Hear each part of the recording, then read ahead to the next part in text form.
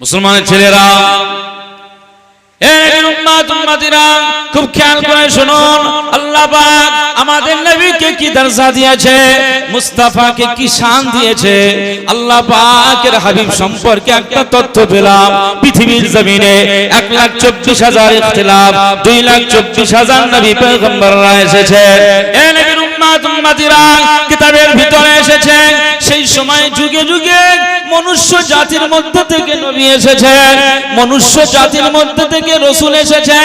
আল্লাহ পাক তার ইচ্ছে হয়েছে জিন জাতিদের মধ্যে থেকেও তাদের নেতা বানিয়ে দিয়েছে। না না না না, পৃথিবীর জমিনে আমাদের নেতা সাইয়্যিদুল মুরসালিন রাহমাতুল লিল আলামিন 570 খ্রিস্টাব্দে 12 রবিউল আউয়াল সোমবারের দিনে সুবহে সাদিকে মা আমেনার গর্ভে থেকে আমার আল্লাহ যখন আমাদের নবীকে পাঠালেন, তো আমাদের নবীকে শুধু মানব জাতির জন্য নবী করে পাঠালেন না, বরং আমাদের নবীকে মুস্তাফাকে আমার আল্লাহ পাক জেনেদের নবী করলেন, মনুষ্য জাতির নবী করলেন, আসমানের নবী করলেন, জমিনের সমস্ত মাখলুকের নবী করে দিয়েছে। জোরে বলতে পারলেন না?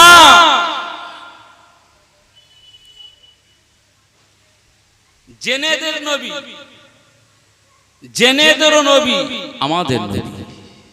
এটা গর্বের বিষয়, এটা আমাদের জন্য প্রাউড, আমরা গর্বিত।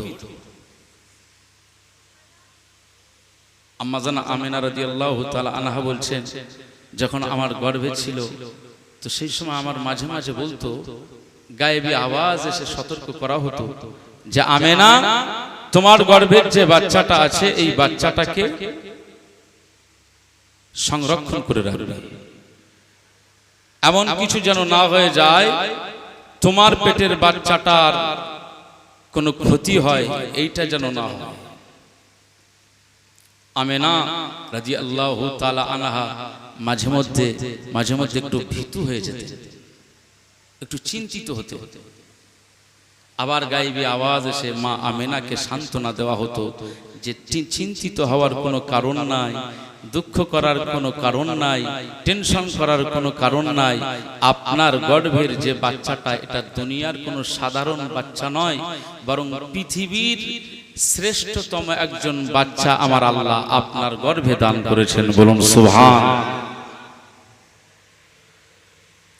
মুসলমান ছেলেরা, এ নবীর উম্মতিরা, খুব খেয়াল করে শুনুন, আমি যে কথা বলতে চাইছিলাম, কাবা ঘরের কাছে যে মূর্তিগুলো রাখা হতো, এই মূর্তিকে তারা ইবাদত করত, উপাসনা করত। এই পরিবেশে আমার নবীজি মুস্তাফা এসেছেন, কিতাবের ভিতরে এসেছে যে দিনে আম্মা জান আমেনা রাদিয়াল্লাহু তাআলা আনহার গর্ভে থেকে মুস্তাফা নাজিল হচ্ছে, মুস্তাফার জন্ম হচ্ছে সোমবারের ভোরবেলাতে যখন আমার নবীজি আসতেছেন, ঠিক সেই মুহূর্তে গোটা পৃথিবীর সমস্ত জায়গায় যত মূর্তি পূজা হতো, যত পৌত্তলিক পূজা করতো, তারা সমস্ত মূর্তিগুলো দেখতে পাওয়া যায়। মুস্তাফা আসবার কারণে সমস্ত মূর্তিরা পৃথিবীর জমিনের উপরে সবাই সিজদায় পড়ে গিয়েছে। জোরে বলবেন না সুবহানাল্লাহ। আল্লাহ পাক এই পৃথিবীকে সংস্কার করার জন্য আমার নবীজিকে পাঠালেন। পৃথিবীর জঞ্জাল সাফ, মানুষের হৃদয়ের কুফর শিরিকটাকে সাফ করার জন্য আমার আল্লাহ মুস্তাফাকে পাঠালেন। সেই মুস্তাফায়ে কামলিওয়ালা হচ্ছেন আমাদের রাসূল, আমাদের রাহবার, আমাদের শাফাআতের কান্ডা। বড় দুঃখ লাগে, আজ ১৫০০ বছর পরে আমরা যারা উম্মত হয়েছি, আমরা মুস্তাফাকে মূল্যায়ন করি না। কি করে মূল্যায়ন হয়? যে সমাজে ছেঁড়া প্যান্টটাই আদর্শ প্যান্ট হয়ে গেছে। পাছার কাছে ছেঁড়া আসে না নেই, হাঁটুর কাছে ছেঁড়া আসে না নেই। যে সমাজে ছেলেদের হাতে বালা উঠেছে, বালা, কানে মাকড়ি উঠেছে, যে সমাজে ছেলেদের মাথার চুলগুলো যেন ছুঁচোই কেটেছে, এইভাবে তারা চুল কাটতেছে, আছে না নেই? যে সমাজে ছেলেদের হাতের মোবাইলের পাবজি আর ফ্রি ফায়ার সেকেন্ড মিস হয় না, এই সমাজে মুস্তাফাকে মূল্যায়ন করা অনেক কঠিন ব্যাপার হয়ে দাঁড়িয়েছে। আমি এই জন্য শুরুতে বলছিলাম না যে আমাদের এই সব গ্রামের বাচ্চাগুলো সব কোথায় গেল, এখানে নেই, পাচ্ছি না। হ্যাঁ, মিলাদ রাসূলুল্লাহর আদর্শ আজ কারা শিখবে? হ্যাঁ, অন্য পাড়া থেকে এসে শিখবে। আমার পাড়ার, আমার গ্রামের, আমার মহল্লার, আমার ছেলে, তারা যদি আদর্শ না শেখে তো কারা শিখবে? মুসলমান মুসলমান ছেলেরা, খুব খেয়াল করে শুনুন। আজ আমরা যারা এখানে বসে আছি আপনাদের জন্য একটা বার্তা দিয়ে দিই।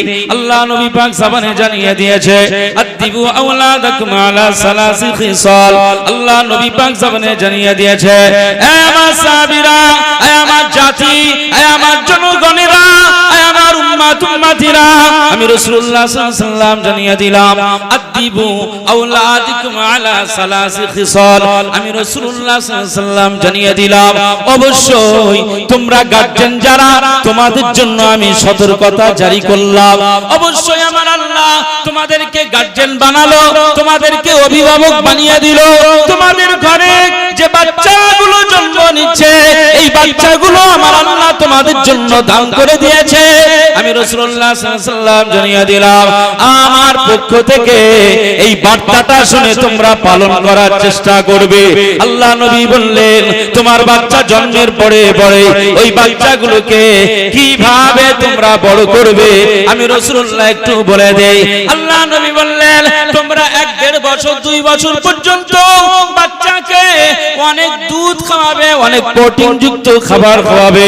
এরপরে ওই বাচ্চা যখন আম্মা আম্মা বলা শিখে যাবে, আব্বা আব্বা বলা শিখে যাবে, দাদা দাদা দাদা দাদা দাদা করবে, নানা নানা নানাজি বলবে, এই অবস্থায় আমি রাসূলুল্লাহ সাল্লাল্লাহু আলাইহি ওয়াসাল্লাম জানিয়ে দিলাম, ওই বাচ্চাটা যখন এই অবস্থায় কথা বলা শিখতে চাইবে, কথা বলা শিখে যাবে, এই অবস্থায় আমি রাসূলুল্লাহ সাল্লাল্লাহু আলাইহি ওয়াসাল্লাম জানিয়ে দিলাম, অবশ্যই তোমার বাচ্চাদের জবানে আল্লাহ বলা শিখিয়ে দেবে।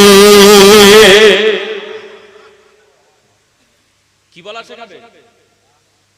আল্লাহ। আল্লাহু আকবার। আম্মা জান হালিমা রাদিয়াল্লাহু তাআলা আনহা বর্ণনা করছেন, যেহেতু মা হালিমা রাদিয়াল্লাহু আনহা তো মক্কা শহরে এসেছিলেন, বাড়ি কোথায়? বাড়ি কোথায়? আম্মা জান হালিমা হুজুরের বাড়িটা কোন জায়গায়? এখানে কেউ উমরা বা হজ করেছেন? কেউ আসেন? কেউ?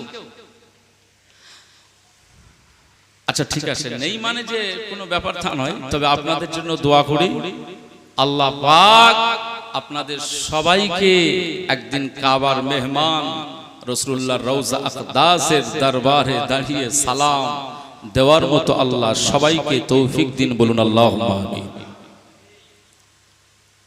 এই যে ব্যক্তিটি বসে আছেন একজন হাজী সাহেব, সাধারণ মানুষ, উনি হুজুরকে এত ভালোবাসেন, উনি হজে যাচ্ছেন আমাকে নিয়ে যাচ্ছেন, উনি উমরাতে যাচ্ছেন আমাকে নিয়ে যাচ্ছেন।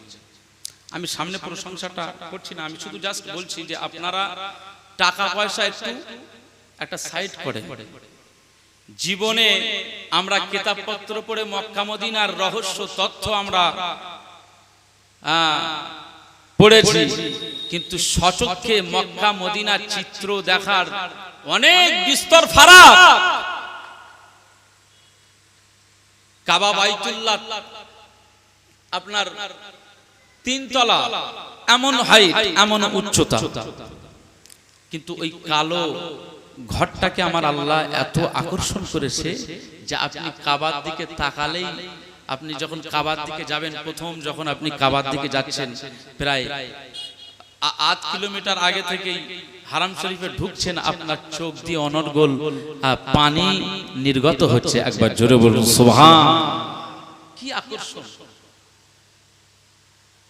আপনি 20 তলা ফেলা দেখে আপনার ওরকম কিছু মনে হয়েছে? কোনোদিনের জন্য হয়নি।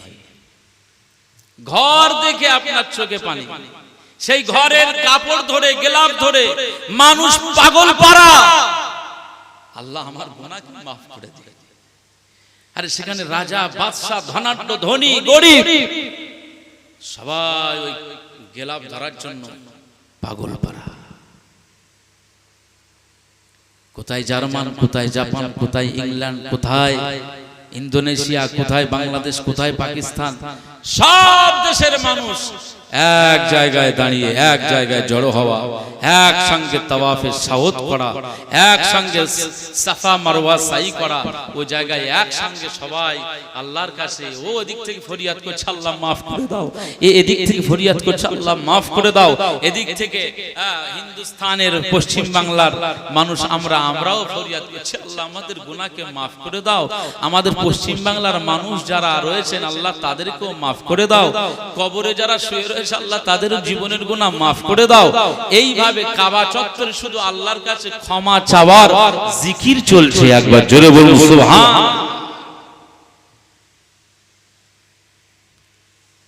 মুসলমান জীবনে আপনার জীবনটা সার্থক হয়ে যাবে যদি একবার যেতে পারে। তো মক্কা শরীফে, মক্কার নগরে আমার রাসূলুল্লাহকে আল্লাহ পাঠালেন মক্কার কাবা বাইতুল্লাহ থেকে ঠিক কাছাকাছি আমার নবীজির ঘর মোবারক, যে জায়গায় রাসূলুল্লাহ জন্ম নিয়েছিলেন। কি হাজী সাহেব দেখেছেন তো? এখনো ভালো করে সেই ঘরটাকে আপনি হৃদয় দিয়ে দেখলে মনে হবে সেখানে নূরের, আমাদের রাসূলের নূর এখনো চমকাচ্ছে। একবার জোরে বলুন সুবহানাল্লাহ। আম্মা জান আমেনা রাদিয়াল্লাহু তাআলা আনহা বর্ণনা করেন, এই পৃথিবীর মানুষেরা, পৃথিবীতে আজ আপনারা মা হয়েছেন, অনেক মায়েদের বলি আপনারা অনেক বাচ্চা জন্ম দিয়েছেন। পৃথিবীর মানুষরা শুনে রাখো, না না না না, আমি আমেনা আজ এমন একটা বাচ্চা জন্ম দিলাম, আমি আমেনা রাদিয়াল্লাহু আনহা জানিয়ে দিলাম আল্লাহ পাক আমার গর্ভে থেকে এমন একটা বাচ্চাকে আমার আল্লাহ নাজিল করে দিলেন। এই বাচ্চাটাকে আমার আল্লাহ কি আজমত দিয়েছেন, কি সম্মান দিয়েছেন। বাচ্চা যখন আমার গর্ভে থেকে জমিনে যখন নাজিল হয়ে গেল, আমার ঘরটা অন্ধকার ছিল, আমার ঘরটা অন্ধকারময় ছিল। আমি আমেনা রাদিয়াল্লাহু তাআলা আনহা সেই সময় দেখতে পাই মুহাম্মাদুর রাসূলুল্লাহ আমার বাচ্চা ভূমিষ্ঠ হওয়ার সাথে সাথে তার পেশানির জ্যোতিতে, নূরের আলোতে আমার ঘরটা আলো হয়ে গিয়েছে। কাবা থেকে কাছাকাছি বাড়ি। আম্মা জান আমিনা রাদিয়াল্লাহু তাআলা আনহার ওই বাড়িটা এখন মাকতাবা হয়েছে, লাইব্রেরি হয়েছে। আর ওর পাশে একটা ঘর ছিল, সেটা হচ্ছে আবু জাহাল। এই আবু জাহালের বাড়িটা এখন সরকার কি করেছে, বিশ্বের সমস্ত উম্মাতে মুহাম্মাদি রাসূলুল্লাহর সমস্ত উম্মাত এই জাতির জন্য ওই জায়গাটা, যেহেতু সে কুখ্যাত ছিল, দুর্ধর্ষ একজন কুখ্যাত নেতা ছিল আরবদের, এই আবু জাহাল রাসূলুল্লাহর উপরে যা দুশমনি করেছে এমন দুশমনি কেউ করেনি। তাই ওই কুখ্যাত আবু জাহালের বাড়িটা এখন কয়েক হাজার টয়লেটের বাড়ি করে দিয়েছে। সমস্ত উম্মাতেরা সেই জায়গায় গিয়ে এখন আবু জাহেলের বাসস্থান, সেই বাড়িটায় সব টয়লেট করে চলে আসে। বলুন সুবহানাল্লাহ। কারণ পৃথিবীর জমিনে যারা আমার নবীকে কষ্ট দিয়েছে, আমার রাসূলকে যারা কষ্ট দিয়েছে, আরে পৃথিবীর মানুষ হয়তো সহ্য করে, কিন্তু আমার আল্লাহ সহ্য করেননি। একবার জোরে বলবেন না সুবহানাল্লাহ। কোরআনুল কারীমের সূরা আহজাব সম্ভবত 57 নম্বর আয়াত, 57 নম্বর আয়াতে আমার আল্লাহ পাক বলে দিয়েছেন, ইন্নাল্লাযীনা ইউযুনাল্লাহা ওয়া রাসূলাহু লা'আনাহুমুল্লাহু ফিদ দুনিয়া ওয়াল আখিরাহ ওয়া লাহুম আযাবুম মুহিন। একবার জোরে বলুন সুবহানাল্লাহ। মুম্বাইতে একজন আমাদের অন্য দলের, অন্য ধর্মের একজন পুরোহিত, তার কথা সাপোর্ট করেছে একজন বিজেপি নেতা। তো সেটা নিয়ে বাংলাদেশ সহ আমাদের ভারতবর্ষের বিভিন্ন জায়গায়, বিশেষ করে মুম্বাইতে ইমতিয়াজ জলিল বলে একজন ব্যক্তি, তিনি যেভাবে আন্দোলন শুরু করেছেন তা দেখলে গর্বে বুক ভরে যায়। রাসূলুল্লাহর নামে কটূক্তি করেছে, মুস্তাফার শানে এসে কটূক্তি করেছে, মুস্তাফার চরিত্র সম্পর্কে কথা বলেছে।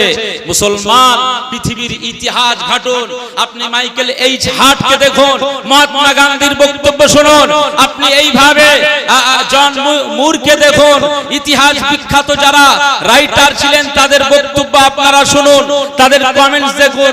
রাসূলুল্লাহ সম্পর্কে তারা অন্তত এই কথাটা বলেছে, মুহাম্মদ সাল্লাল্লাহু আলাইহি ওয়াসাল্লাম একজন অভাবী ব্যক্তি ছিল, মুহাম্মদ সাল্লাল্লাহু আলাইহি ওয়াসাল্লাম একজন এতিম ছিল, মুহাম্মদ সাল্লাল্লাহু আলাইহি ওয়াসাল্লাম একজন কি বলা যায় যে তিনি একজন গরিব ঘরের সন্তান ছিল।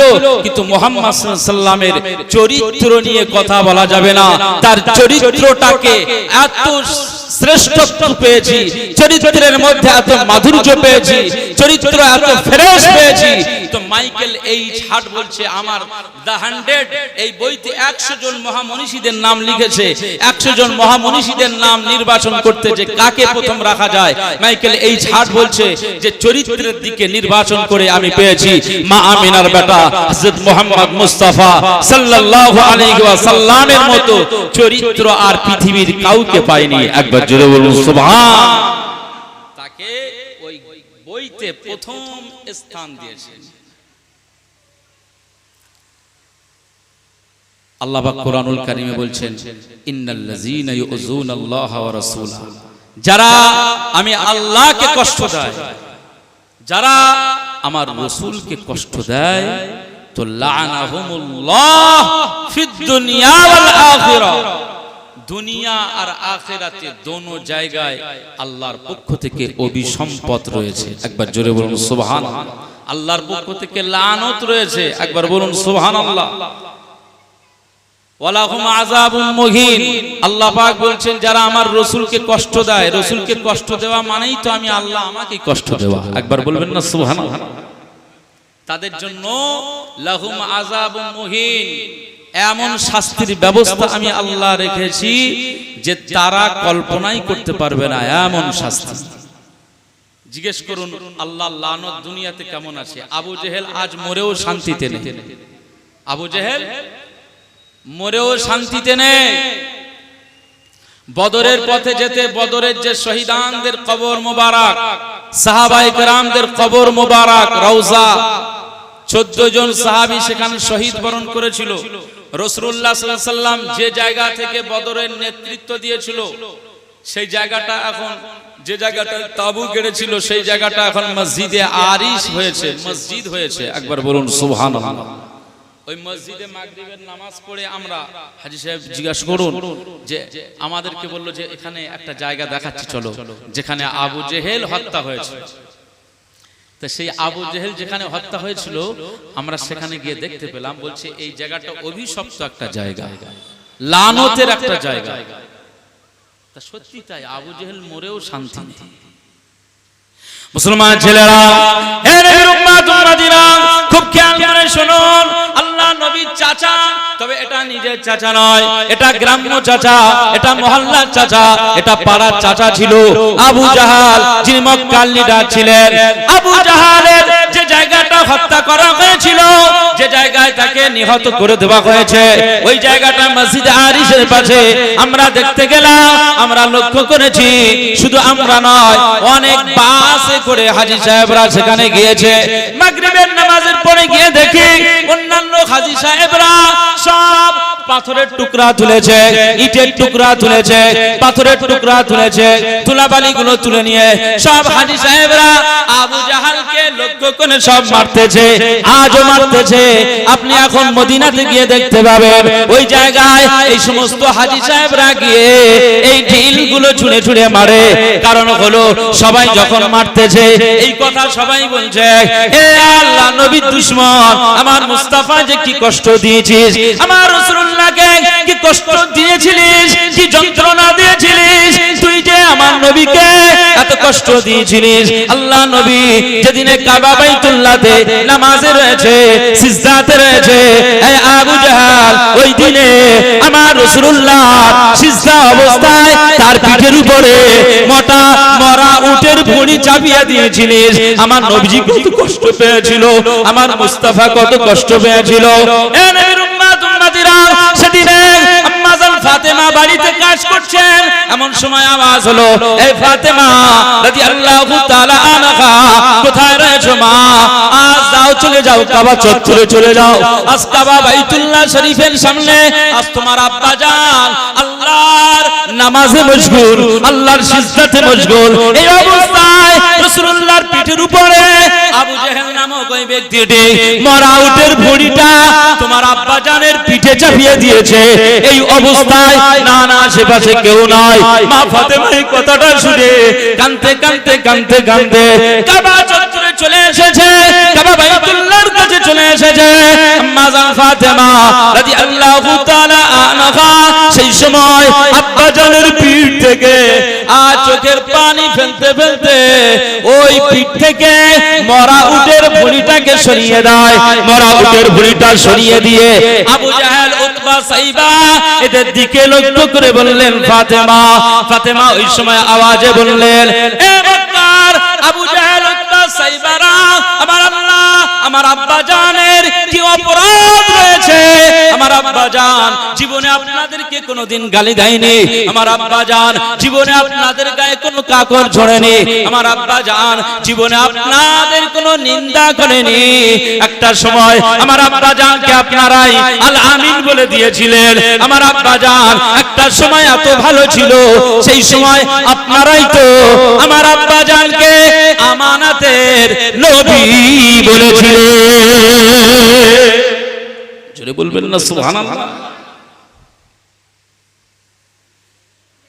রাসূলুল্লাহ হুজুর পাক যে সময়ে মক্কার মানুষগুলো সব ব্যবসায় যেত সিরিয়াতে, শাম দেশে, সেই সময়ে তারা ঘর তালা মেরে যেত, তো ঘরের মধ্যে অনেক দামি দামি সম্পদ কোথায় রাখবে? ব্যবসার জন্য চলে যাচ্ছেন বিদেশে, একজনও ভালো ব্যক্তি নেই যে তার কাছে এই মালগুলো গচ্ছিত রেখে চলে যাবে, তার কাছে এই মাল সামানগুলো গচ্ছিত রেখে চলে যাবেন, এমন কোনো ব্যক্তি সেই সময় ছিল না। মক্কার নগর জুড়ে দেখতে পাওয়া যায় একমাত্র বিশ্বস্ত ব্যক্তির অধিকারী ছিলেন মা আমিনার বেটা মুহাম্মদুর রাসূলুল্লাহ সাল্লাল্লাহু আলাইহি ওয়াসাল্লাম। একবার জোরে বলুন সুবহানাল্লাহ। তখনকার সময় সেই সমস্ত ব্যবসায়ীরা তাদের মাল সামানগুলো রাসূলুল্লাহর হাতে দিয়ে বলতেন, মুহাম্মদ সাল্লাল্লাহু আলাইহি ওয়াসাল্লাম, আজ আপনি আমাদের জন্য আমানতের একজন ঠিকাদার, আপনি ছাড়া আমাদের এই আমানত রাখার আর কেউ নাই, আপনি এটা ঠিকঠাক ভাবে রাখবেন। রাসূলুল্লাহ তাদের সেই সমস্ত সম্পদ, যে ভাবের জিনিস যেমন ভাবে দিয়েছিল ঠিক তেমনি ভাবেই রাসূলুল্লাহ সংরক্ষণ করে রাখতেন। ব্যবসা থেকে আবার সেই ব্যবসায়ীরা যখন মক্কাতে ফিরতেন, এসে আমাদের নবীজির কাছে এসে বলতেন, মুহাম্মদ সাল্লাল্লাহু আলাইহি ওয়াসাল্লাম, আমরা এই 2-4 মাস পরে ফিরে আসলাম, আপনার কাছে যে আমানতটা রেখেছিলাম সেটা কোথায়? হযরত মুহাম্মদ সাল্লাল্লাহু আলাইহি ওয়াসাল্লাম ওর জিনিস, সেই জিনিসটা তাকে ফিরিয়ে দিল, আরেকজনের জিনিস এখান থেকে নিয়ে তাকে ফিরিয়ে দিল। যেমন জিনিস তারা রেখেছিলেন ঠিক তেমনি ভাবেই রাসূলুল্লাহ তাদের হাতে আবার সেইভাবে তুলে দিলেন। একবার জোরে বলুন সুবহানাল্লাহ। মুসলমান ছেলেরা, এর উম্মত উম্মতিরা, খুব খেয়াল করে শুনুন, আল্লাহ নবী দিন ও দুনিয়ার বাদশা হাবিবুল্লাহকে, নবী জনাবে মুহাম্মদুর রাসূলুল্লাহকে সাল্লাল্লাহু আলাইহি ওয়াসাল্লাম হুজুরে পাককে সেই সময়ের মানুষগুলো আল আমিন বলেছিল, সত্যবাদী বলেছিল, আমানতের নবী বলেছিল। এ নবীর উম্মত উম্মতিরা, আম্মা জান ফাতেমা রাদিয়াল্লাহু তাআলা আনহা আবু জাহালদের দিকে তাকিয়ে বললেন, আমার আব্বা জান জীবনে কাউকে কষ্ট দেয়নি, আমার আব্বা জান জীবনে কারোর ঘরে আঘাত করেনি, কারো জমিতে আঘাত করেনি, আমার আব্বা জান জীবনে আপনাদের গালি দেয়নি, আপনাদের নিন্দা করেনি। যতদিন এই মক্কাতে তিনি আছেন ততদিন মানুষকে ভালো কাজ করেছেন। আজ আমার আব্বা জান আপনাদের তো কোনো কষ্ট দেয়নি, তিনি তার মালিকের খুশি করার জন্য কাবা বাইতুল্লাহতে এসে নামাজ আদায় করেন, কাবা বাইতুল্লাহর কাছে এসে সিজদা দেন, কাবা বাইতুল্লাহর কাছে এসে সুবহানা রাব্বিয়াল আলা পড়েন। জোরে বলবেন না সুবহানাল্লাহ। বাবাজি, আমরা যারা এখানে বসে রয়েছি, আমাদের নবীজির নাম কি? হযরত মুহাম্মদ সাল্লাল্লাহু আলাইহি ওয়াসাল্লাম আমাদের নবীজি। সিজদাতে সুবহানা রাব্বিয়াল আলা তিনি পড়েন, রবের জিকির করেন। এখানে আমরা যারা বসে রয়েছি সিজদা দেওয়া হয়তো, হ্যাঁ সবাই সিজদা দিই। মসজিদের আজান হচ্ছে আর সব তাস খেলায় মশগুল। মসজিদের আজান হচ্ছে তো ক্লাবে বসে খেলায় মশগুল। মসজিদে আজান হচ্ছে তো ক্যারাম বোর্ডে মশগুল। গাঁজা টানতেছে, হিরোইন, গাঁজার টিম আসে না নেই, গাঁজাওয়ালা পার্টি আসে না নেই, সব জায়গায় ছে। আমাদের রাসূলুল্লাহ আমাদের কি শিক্ষা দিলেন? মুসলমান ছেলেরা, হে উম্মাত উম্মতিরা, খুব খেয়াল করে শুনুন। আম্মা জান ফাতেমা রাদিয়াল্লাহু তাআলা আনহা আবু জাহালের দিকে তাকিয়ে বললেন যে আমার আব্বা জানকে তোমরা কষ্ট দিয়েছো, আমি ফাতেমা রাদিয়াল্লাহু তাআলা আনহা আজ আল্লাহ পাকের দরবারে বলি, আল্লাহ আমার আব্বা জানকে যারা কষ্ট দিয়েছে, আল্লাহ আপনি তাদেরকে এভাবে কষ্ট দেন, আল্লাহ আপনি তাদেরকে এভাবে কষ্ট দিয়ে দেন, তাদেরকে এভাবে ধ্বংস করে দেন। মা ফাতেমা রাদিয়াল্লাহু তাআলা আনহা এভাবে বদদুয়া করতে লাগেন। আর রাসূলুল্লাহ সেই সময় বললেন, ও ফাতেমা রাদিয়াল্লাহু তাআলা আনহা, মা ফাতেমা, ও মা ফাতেমা রাদিয়াল্লাহু তাআলা আনহা, আমি রাসূলুল্লাহ সাল্লাল্লাহু আলাইহি ওয়াসাল্লাম আজ তোমাকে বলি, কাবা চত্বরে দাঁড়িয়ে রয়েছো, কাবার কাছে দাঁড়িয়ে দোয়া চাইলে দোয়াটা কবুল হয়ে যায়। আমি রাসূলুল্লাহ তোমার আব্বা জান জানিয়ে দিলাম, না না না না, তুমি ওদের বিরুদ্ধে বদদুয়া করো না। ও মা ফাতেমা, আমি তোমার আব্বা জান আজ বলি, ওদের বদদুয়া তুমি করো না মা। এই দোয়াটা যদি কবুল হয়ে যায় তোরা ধ্বংস হয়ে যাবে। আমি রাসূলুল্লাহ সাল্লাল্লাহু আলাইহি ওয়াসাল্লাম এই পৃথিবীর জমিনে আমার আল্লাহ পাক পাঠিয়ে দিয়েছেন, কারো বদদুয়া করার জন্য আমাকে পাঠায় নাই। আমি রাসূলুল্লাহ তোমার আব্বা জানকে আমার আল্লাহ পাক কি দিয়ে পাঠিয়েছেন? আমার আল্লাহ পাক আমাকে বললেন, মা আরসালনাকা ইল্লা রাহমাতাল লিল আলামিন। আমার হাবিব, আমার পিয়ারা, আমার দোস্ত, আমি আল্লাহ পাক আপনাকে জগৎবাসীর জন্য রহমত স্বরূপ পাঠিয়েছি। জোরে বলবেন না সুবহানাল্লাহ। আমি বদদুয়া করার জন্য আসিনি, আমি বদদুয়া করতে আসিনি। তো আজকে ওরা আমাকে বুঝতে পারে না, ওদের সেই বিবেক এখনো হয়নি। আজকে ওরা হয়তো কালেমা পড়ছে না, আজকে ওরা বুঝতে চাইছে না। তো একদিন ওদের জেনারেশন, একদিন ওদের উত্তরাধিকারী, ওদের সন্তানেরা একদিন আমি রাসূলুল্লাহ আমার হাতে বায়াত হয়ে তারা সাহাবী হয়ে যাবে। একবার জোরে বলুন সুবহানাল্লাহ। ওই আবু জাহালের ছেলে, আবু জাহালের ছেলে ইকরামা বিন আবু জাহাল রাদিয়াল্লাহু আনহু রাসূলুল্লাহর হাতে বায়াত হয়েছিলেন, রাসূলুল্লাহর সাহাবী হয়ে গিয়েছিলেন। একবার জোরে বলুন সুবহানাল্লাহ। ওই আবু জাহাল সেই মসজিদে আরিশের পাশে আমরা গিয়ে দেখছি সব হাজী সাহেবরা ইট মারছে, পাথর ছুঁড়ছে। এইভাবে মুসলমান ছেলেরা, হে নবীর উম্মত উম্মতিরা, খুব খেয়াল করে শুনুন। আল্লাহ নবীর একজন সাহাবী ওই বদরের পাশ দিয়ে যাচ্ছিলেন, বদরের পাশ দিয়ে একদিন হেঁটে হেঁটে যান। ওই সাহাবীটি বর্ণনা করেন, আমি যখন এই পথ ধরে যেতে লাগলাম, তো এই পথের এই পাশেই আবু জাহেলের যে জায়গাটা, হত্যার জায়গা, এই জায়গাটা আমি লক্ষ্য করলাম একটা কবর ফেটে গেল। ওই কবরটা ফেটে যাওয়ার পরে লক্ষ্য করলাম ওর ভিতর থেকে একটা মানুষ উঠে দাঁড়িয়ে পড়েছে। আমি লক্ষ্য করলাম কালো কদাকার কুৎসিত চেহারার মানুষ। তার এই চেহারাটা দেখে, বিভৎস চেহারাটা দেখে আটকে উঠলাম। আল্লাহ নবীর ওই সাহাবী বর্ণনা করেন, কবর থেকে যখন ওই মানুষটি উঠে পড়লো, আর পিছন থেকে ওই কবর থেকে আর একজন ব্যক্তি উঠে পড়েছে। তার হাতে লোহার হাতুড়ি, লোহার ডান্ডা রয়েছে, আর লোহার ডান্ডা দিয়ে পিছন থেকে তাকে মারছে, প্রহার করছে। এই অবস্থা আমরা লক্ষ্য করলাম, আমি সাহাবী লক্ষ্য করলাম। আল্লাহ নবীকে ওই আল্লাহ নবী সাহাবী বর্ণনা করেন, সামনে যে ব্যক্তিটি প্রথম কবর থেকে উঠেছে ওই ব্যক্তিটি উঠে বলছে, আমাকে একটু পানি দাও, আমার পিপাসা পেয়ে গিয়েছে, কলিজাটা ফেটে যাওয়ার মতো হয়, আমি পিপাসা সহ্য করতে পারি না, আমার একটু কেউ যদি পানি দেন তো আমার কলিজাটা ঠান্ডা হয়ে যাবে। এ নবীর উম্মত উম্মতিরা, ওই সময় আল্লাহ নবী সাহাবী বলেন, আমি লক্ষ্য করলাম যে আমার কাছে পানি চাইছে, ওর পিছন থেকে যার হাতে লোহার ডান্ডা, যার হাতে লোহার হাতুড়ি রয়েছে, ওই ব্যক্তিটি আওয়াজ দিয়ে বলল, এলাকার মানুষেরা, এই এলাকাবাসীরা খবরদার, না না না না, এই ব্যক্তিটাকে পানি দেওয়া যাবে না। একবার বলুন সুবহানাল্লাহ, আরো জোরে বলুন সুবহানাল্লাহ। কারণ আল্লাহ পাক বলেছেন, যারা আমার রাসূলকে কষ্ট দেয় আমার পক্ষ থেকে তাদের লানত।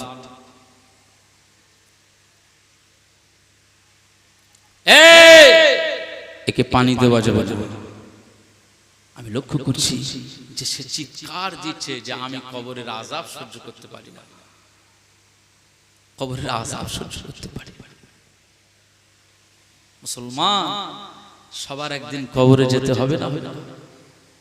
এখানে আমরা যারা বসে রয়েছি, জীবনে কত গাড়ি চেপেছি, কত কিছু চেপেছি, কত কিছুতে উঠেছি, এয়ারপোর্টে গেলাম, প্লেন চাপলাম, একদিন আমাদের এই খাটিয়ায় উঠতে হবে।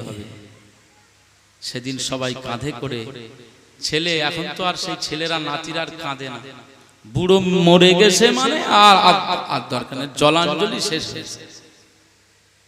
বাড়িতে বেশ ঝামেলা চলছিল, আজ মারা গেছে মানে আমাদের সব ঝামেলা ঝঞ্ঝাট আজ রিলিজ হয়েছে, কাঁদার দিন আর নেই। এখন আরো একটা সিস্টেম হয়েছে, ইন্তেকালের পরে এত পরিমাণে সব আত্মীয় পরিজনরা খাওয়ানোর ব্যবস্থা করেছে। এখন মানে নতুন নতুন পোশাক কিনতে হচ্ছে, যে বাপ মারা যাওয়ার পরে নতুন পোশাক কিনে কুটুম বাড়ি যাওয়ার জন্য যেন ঈদ পালন হচ্ছে।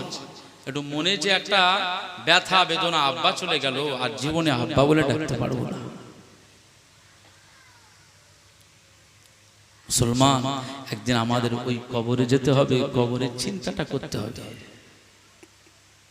মুসলমান ছেলেরা, এ নবীর উম্মত উম্মতিরা, খুব খেয়াল করে শুনুন, আল্লাহ নবী দিন ও দুনিয়ার বাদশা হাবিবুল্লাহকে, নবী জনাবে মুহাম্মদুর রাসূলুল্লাহকে সাল্লাল্লাহু আলাইহি ওয়াসাল্লাম একটি কথা আমাদেরকে বলেছেন, মান বাকা মিন খাশিয়াতিল্লাহ হারামাল্লাহু তিলকাল আইনা আলান নার, মান বাকা মিন খাশিয়াতিল্লাহ হারামাল্লাহু তিলকাল আইনা আলান নার। আল্লাহ নবী বললেন, যে কবরের ভয় করে, যে জাহান্নামের ভয় করে, যে আখিরাতের ভয় করে, যার চোখ দিয়ে পানির টোসা জমিনে গড়িয়ে যায়, যে আল্লাহর ভয়ে কাঁদে, কবরের ভয়ে কাঁদে, জাহান্নামের ভয়ে কাঁদে, যার চোখ দিয়ে এই পানিটা পড়ে যায়, আল্লাহ নবী বলেন, যার চোখ দিয়ে আল্লাহর জাহান্নামের ভয়ে পানি গড়িয়ে যায়, ওই ব্যক্তিটার জন্য আমার আল্লাহ পাক জাহান্নামের আগুনটা তার জন্য হারাম করে দেয়।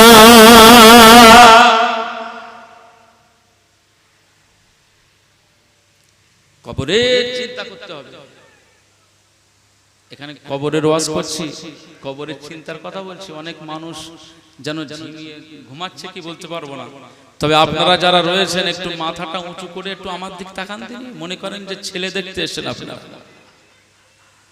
একটু আমার দিকে তাকান। আমাদের বিয়ে শাদী হয়ে গেছে, তবে হ্যাঁ, দেখাশোনার দিনে কিন্তু একটা ভয় একটা লাগে, যতই পুরুষ হয়ে যাই হয়, 10 জনের সামনে দাঁড়ানোটা একটা ভয় লাগে, একটা পরীক্ষা আলাদা। মুসলমান, ঝিমিয়ে থাকলে হবে না, ঝিমানো ইসলাম না, ইসলাম কংক্রিট স্ট্রং। আপনার ইসলাম এরকম ঝিমানো নয়, একটু মোহাব্বতের সঙ্গে স্ট্রং হয়ে মোহাব্বতে মুস্তাফার শানে দরুদ শরীফ আল্লাহুম্মা সাল্লি আলা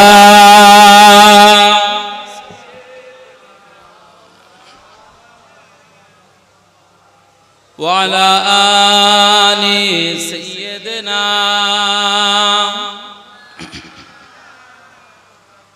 खूब मोहब्बत अल्लाहुम्मा सल्ले अला सय्यिदना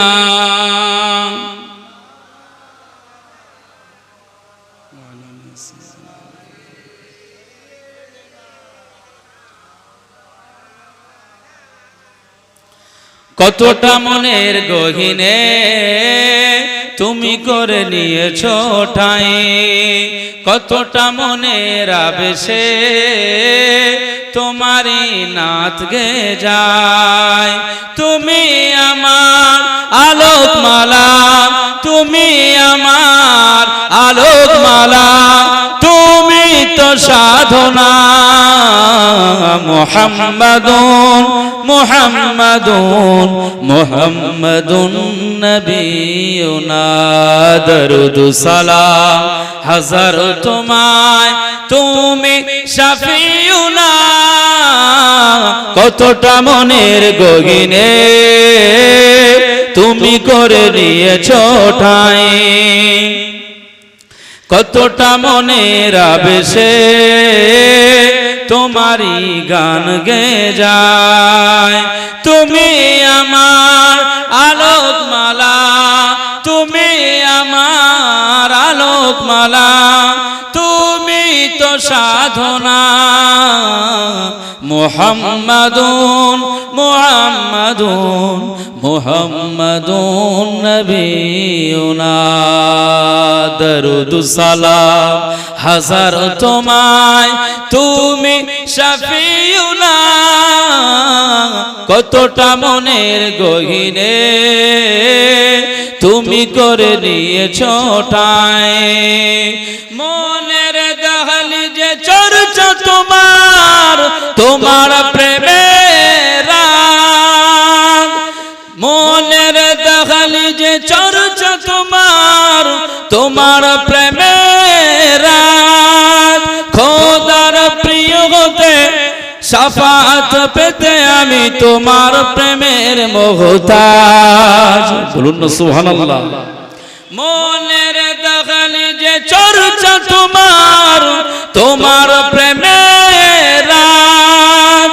খোদার প্রিয় হতে শাফাত পেতে আমি তোমার প্রেমের মুহতাজ। তুমি আমার হাজার কথা, তুমি আমার হাজার কথা, শ্রেষ্ঠ আলোচনা। মুহাম্মাদুন মুহাম্মাদুন মুহাম্মাদুন নবিয়ুনা, দরুদ সালাম হাজার তোমায়, তুমি শাফিউনা। কতটা মনের গহীনে তুমি করে নিয়েছো ঠাই, কতটা মনের আবেশে তোমারই গান গে যায়। তুমি আমার আলোকমালা, তুমি আমার আলোকমালা, তুমি তো সাধনা। মুহাম্মাদুন মুহাম্মাদুন মুহাম্মাদুন নবিয়ুনা, আল্লাহুম্মা সাল্লি আলা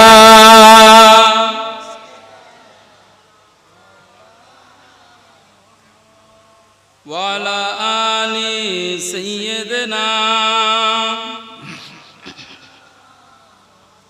লক্ষ ভাবনার শব্দ জুড়ে তোমার অনুবাদ, সব কিছু বেমালুম ভুলে গিয়ে করেছি তোমায় হাসিল মাকসাদ। বলবেন না সুবহানাল্লাহ, জোরে হয় না? লক্ষ ভাবনার শব্দ জুড়ে তোমার অনুবাদ, সব কিছু বেমালুম ভুলে গিয়ে করেছি তোমায় হাসিল মাকসাদ। তুমি আমার প্রথম শেষ, তুমি আমার প্রথম শেষ, সত্যের সুবর্ণনা। মুহাম্মাদুন মুহাম্মাদুন মুহাম্মাদুন নবিয়ুনা দরুদ সালাম হাজার তোমায় তুমি শাফিউনা কতটা মনের গহীনে তুমি করে নিয়েছ ঠাই কতটা মনের আবেশে তোমারই নাত গে যায় তুমি আমার আলোকমালা তুমি আমার আলোকমালা তুমি তো সাধনা মুহাম্মাদুন মুহাম্মাদুন মুহাম্মাদুন নবিয়ুনা দরুদ সালাম হাজার তোমায় তুমি আমার শাফিউনা কতটা মনের গহীনে তুমি করে নিয়েছ ঠাই আল্লাহুম্মা সাল্লি আলা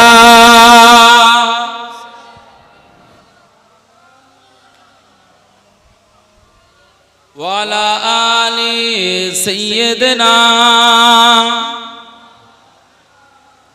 আমার দিনদার ইমানদার ভাইরা নেককার আল্লাহওয়ালা বাবাজিরা আমার মুরব্বি চাচাজিরা আল্লাহকে ভয় করুন আল্লাহকে ভালোবাসুন মুস্তাফার মহব্বতে দিন যাপন করার চেষ্টা করুন মুস্তাফার আদর্শ বাস্তবায়ন করুন তবেই আপনার জীবন সার্থক হবে সফল কাম হয়ে যাবে একবার বলুন সুবহানাল্লাহ আজ এই পৃথিবীতে আমরা যারা রয়েছি আমাদের একটাই আইডল মদিনাওয়ালা আমাদের একটাই আইডল একটাই মডেল তিনি হচ্ছেন কামলিওয়ালা একবার বলুন সুবহানাল্লাহ রাসূলুল্লাহ বলে দিয়েছেন আমাকে ফলো করতে হবে আমি ছাড়া আর কারো ফলো করা যাবে না এটা আমার জন্য আল্লাহ খাস করে দিয়েছে মুসলমান ছেলেরা হে নবীর উম্মত উম্মতিরা খুব খেয়াল করে শুনুন আল্লাহ পাক তার হাবিবের মর্যাদাকে দিয়েছে তিনি নিজে নিজেই বলছেন আমার আল্লাহ পাওয়ার দিয়ে দিয়েছেন আমার আল্লাহ পাওয়ার দিয়ে দিয়েছেন হাবিবুল্লাহ বলে দিচ্ছেন হুজুর পাক বলে দিচ্ছেন আল্লাহ নবী বললেন আনা সাইয়্যিদু ওয়ালাদি আদামা ইয়াউমাল কিয়ামা আল্লাহ নবী বলছেন আমাকে আল্লাহ এই দরজা দিয়ে দিয়েছে আনা সাইয়্যিদু ওয়ালাদি আদামা ইয়াউমাল কিয়ামা কিয়ামতের ময়দানে আল্লাহ পাকের কোটি কোটি বান্দারা উঠবে কিয়ামতের ময়দানে আল্লাহ পাকের কোটি কোটি বান্দা বান্দিরা উঠবে আমি রাসূলুল্লাহ সাল্লাল্লাহু আলাইহি সাল্লাম জানিয়ে দিলাম আমাদের আদি পিতা আদম আলাইহিস সালাম থেকে আর কিয়ামত পর্যন্ত পৃথিবীতে আসবে সব বান্দা বান্দিরা কিয়ামতের ময়দানে উঠে পড়বে আমি রাসূলুল্লাহ সাল্লাল্লাহু আলাইহি সাল্লাম জানিয়ে দিলাম সমস্ত কোটি কোটি আদম সন্তানদের আমি নেতা হয়ে যাব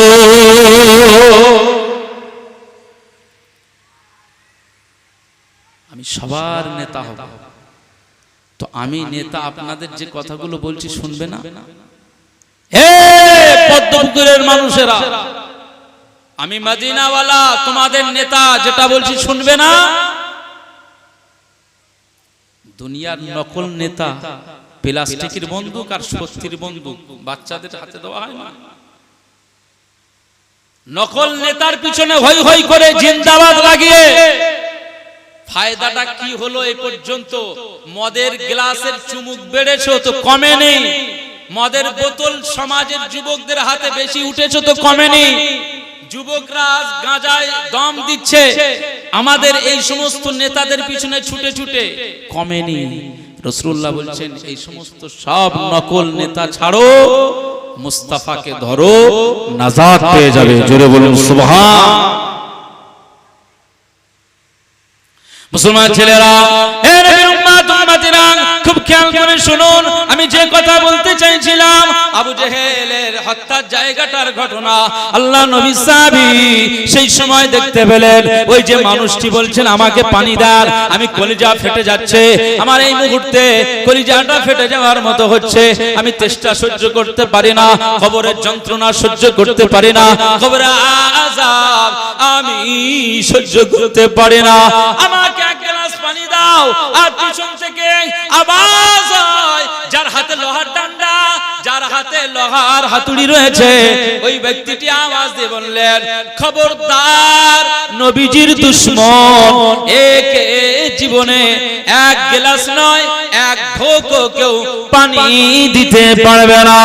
এভাবে আওয়াজ হয়, একে কেউ পানি দিতে পারবে না, এভাবে আওয়াজ হয়। কিছুক্ষণ পরে সাহাবীটি দেখতে পেলেন ওই মানুষটা যে কবর থেকে উঠে পড়েছিল, ওই কবরে তাকে পিছন থেকে আবার মেরে মেরে মেরে মেরে তাকে সেই কবরে আবার ঢুকিয়ে নেওয়া হলো, কবরে আবার ঢুকিয়ে নেওয়া হলো। এই দৃশ্যটা দেখে আমি মুস্তাফার দরবারে চলে গিয়েছি, আল্লাহ নবীর দরবারে চলে গেলাম, মুস্তাফার দরবারে গেলাম, মদিনার মসজিদ মসজিদে নববী শরীফে গিয়ে আল্লাহ নবীর কাছে গেলাম, আল্লাহ নবীকে লক্ষ্য করে সালাম জানালাম, আসসালাতু ওয়াসসালামু আলাইকা ইয়া রাসূলুল্লাহ, আসসালামু আলাইকা ইয়া হাবিবাল্লাহ। আজ একজন আপনার সাহাবী, নগণ্য একজন সাহাবী বদরের কাছ থেকে আপনার দরবারে হাজির হয়েছে, ইয়া রাসূলুল্লাহ ইয়া হাবিবাল্লাহ। আজকে আমি একটা দৃশ্য লক্ষ্য করেছি, একটা বিষয় আমার চোখের সামনে ধরা পড়ে গিয়েছে। আজ আমি সেই দৃশ্যটা দেখে সেখান থেকে আমি একটু আতঙ্কিত হয়ে গেলাম, আমি বিষয়টা বুঝতে পারলাম না। আল্লাহ নবী সেই সময় বললেন হে আমার সাহাবী, কি দৃশ্য তুমি দেখেছো? ওই সময় সাহাবীটি বলতে লাগলেন ইয়া রাসূলুল্লাহ ইয়া হাবিবাল্লাহ, আমি বদরের পাশ দিয়ে আসছিলাম, বদরের পাশ দিয়ে যখন আসছিলাম আমি লক্ষ্য করলাম একটা কবর থেকে একটা কালো কুৎসিত মানুষ উঠে পড়েছে, আর পিছনে আর একটা মানুষ, পিছনে আর একটা ব্যক্তি উঠে পড়েছে, তার হাতে লোহার ডান্ডা অথবা লোহার হাতুড়ি রয়েছে। আমি লক্ষ্য করলাম যে ব্যক্তিটি কবর থেকে উঠে পড়েছে, ওই ব্যক্তিটি চিৎকার দিয়ে বলছে আমাকে এক গ্লাস পানি দাও, আমি কবরের আযাব সহ্য করতে পারি না, আমি কবরের এই কষ্টটা সহ্য করতে পারি না, আমার কলিজাটা ফেটে যাওয়ার মতো হয়, আমার কলিজাটা ফেটে যাচ্ছে, এক গ্লাস যদি পানি দিতে পারো তো এই মুহূর্তে আমার কলিজাটা ঠান্ডা হয়ে যাবে। পিছনের ব্যক্তিটি আওয়াজ দিয়ে বলল কেউ একে পানি দিবে না, কেউ একে পানি দিতে পারবে না, কারণ এ নবীজির দুশমন, একে পানি দেওয়া যাবে না, আমার আল্লাহ এর জন্য পানি দেওয়া হারাম করে দিয়েছে।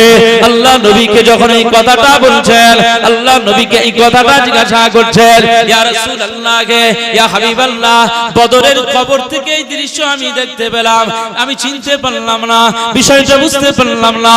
সেই সময় আল্লাহ নবী দিন ও দুনিয়ার বাদশা হাবিবুল্লাহ নবী জনাবে মুহাম্মদ রাসূলুল্লাহ সাল্লাল্লাহু আলাইহি ওয়াসাল্লাম সাহাবীকে লক্ষ্য করে বললেন আয় আমার সাহাবী, আয় আমার সাহাবী, আমি রাসূলুল্লাহ সাল্লাল্লাহু আলাইহি ওয়াসাল্লাম জানিয়ে দিলাম ওই ব্যক্তিটা আসলে কে তোমরা জানো? না না না না, আজ আমি রাসূলুল্লাহ জানিয়ে দিলাম ওই ব্যক্তিটার নাম হলো আবু জাহল। বলুন না সুবহানাল্লাহ।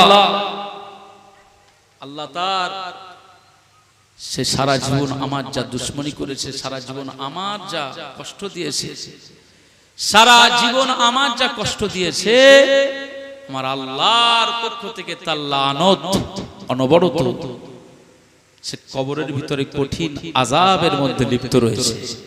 ও ব্যক্তিটি উঠে পানি চাইছে।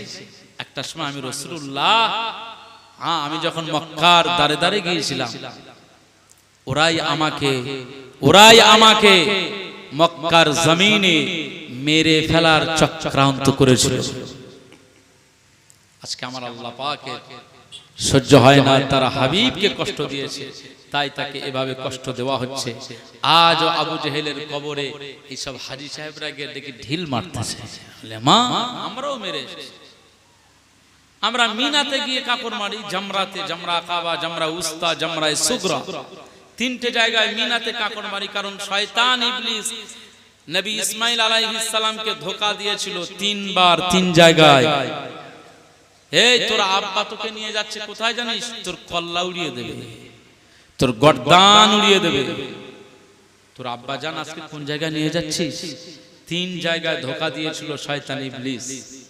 এই ধোঁকা দেওয়ার জায়গাটা আজ সেখানে এরকম পিলার করা রয়েছে, চিহ্নিত করা আছে, জামরা বলা হয়। হাজী সাহেবদের কাকড় মারাটা কি ওয়াজিব করে দিয়েছে। একবার জোরে বলুন সুবহানাল্লাহ। পৃথিবীর জমিনে কিয়ামত পর্যন্ত যত হাজিরা হজ করতে যাবে, তো মিনাতে তাদের জামরায়ে আকাবা, জামরায়ে উস্তা, জামরায়ে সুগরা, এই 3টে শয়তানকে কাকড় মারা হয়। আসলে এখানে আমরা অনেকেই সেখানে গিয়ে দেখছি যে অনেক মানুষ রাগে না এরকম কাকড় ছুঁড়ে একদম হুঁশ করে মারতেছে এরকম। আসলে সে মনে করছে যে আমি শয়তানের মেরে ফেলেছি, কিন্তু আসলে সেটা নয়। শয়তানের এখানে শয়তানের লাগা ব্যাপারটা নয়, শয়তানের শরীরে আঘাত হওয়া এইটা ব্যাপার নয়। এই কাকড় নিক্ষেপ করার, কাকড় নিক্ষিপ্ত বিষয়টা আল্লাহ আমাদের জন্য এই জন্য ওয়াজিব করেছেন যে পৃথিবীর এই উম্মাদগুলো, যে আমার নবী ইব্রাহিম আলাইহিস সালাম, আমার নবী ইসমাইল আলাইহিস সালামকে যেভাবে শয়তান ইবলিস চক্রান্ত করতে চেয়েছিল, আমার পরীক্ষা থেকে নবী ইব্রাহিমকে ফেল করার যে চক্রান্ত করেছিল, নবী ইসমাইল তাতে পানি ঢেলে দিয়েছে।